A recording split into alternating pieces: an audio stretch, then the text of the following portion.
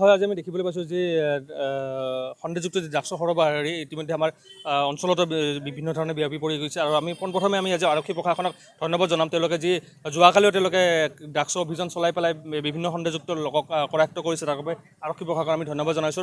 আৰু আগলৈকে যাতে এই যিসমূহ ব্যাধি আমাৰ যুৱ প্ৰজন্মৰ ক্ষেত্ৰত দিনক আগুৱাই গৈছে, তাৰ ক্ষেত্ৰত আমি সকলোৱে সমগ্ৰ আৰক্ষী প্ৰশাসন যিভাৱে সজাগ হৈছে, আমাৰ সমগ্ৰ ৰাইজ সমগ্ৰ সমাজ আমি সচেতন হ'ব লাগিব। আৰু যি আমাৰ বেয়া ব্যাধি আমাৰ সমাজত বিয়পি পৰিছে, তাক আমি ৰোধ কৰিব লাগিব।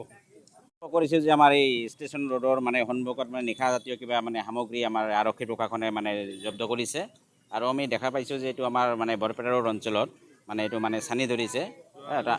যোৱাকালিও ধৰিছে। আমি বিচাৰিছোঁ যে আমাৰ নৱপ্ৰজন্ম মানে ধ্বংসৰ ফালে গৈ আছে। আৰু এই ড্ৰাগছৰ বেপাৰীসকল মানে ক'ৰ পৰা কি মানে কোনটো নেটৱৰ্ক জড়িত হৈ আছে। আমি দেখা পাইছোঁ যে বিভিন্ন সময়ত মানে ড্ৰাগছৰ এই পেডলাৰবিলাক ধৰা পৰে, কিন্তু মানে কোনে এইটো ছাপ্লাই কৰি আছে। আমি মানে আৰক্ষী প্ৰশাসনক অনুৰোধ জনাম যে মানে মেইন কালপ্ৰিট কোন হয়, এইবিলাক মানে উলিয়াব লাগে। কিবা হালাকা পাকৰি এই হাউলিৰ ওচৰত তাৰে ল'ৰা বুলি আমি দেখা পাইছোঁ। আৰু ইয়াৰ আগতো আমি দেখা পাইছোঁ যে মানে যিবিলাক মানে ড্ৰাগছৰ মানে পেডলাৰবিলাক ধৰা পৰে, এই আমাৰ হাউলি অঞ্চল, এই বিভিন্ন যিবিলাক ভিতৰুৱা অঞ্চল আছে, বিশেষকৈ ভিতৰুৱা অঞ্চলৰ মানে যুৱকবিলাকে মানে এইটো কামত মানে লিপ্ত হৈ আছে। আৰু আমি দেখা পাই আছোঁ যে আমাৰ এই বৰপেটা ৰোডৰ পাৰ্শ্বৱৰ্তী আমাৰ বালাভিটা, হাতবনি টোপ, কলভংগা, বেকিৰবাৰ এই সমূহ অঞ্চলতো এই ড্ৰাগছটো মানে চানি ধৰিছে।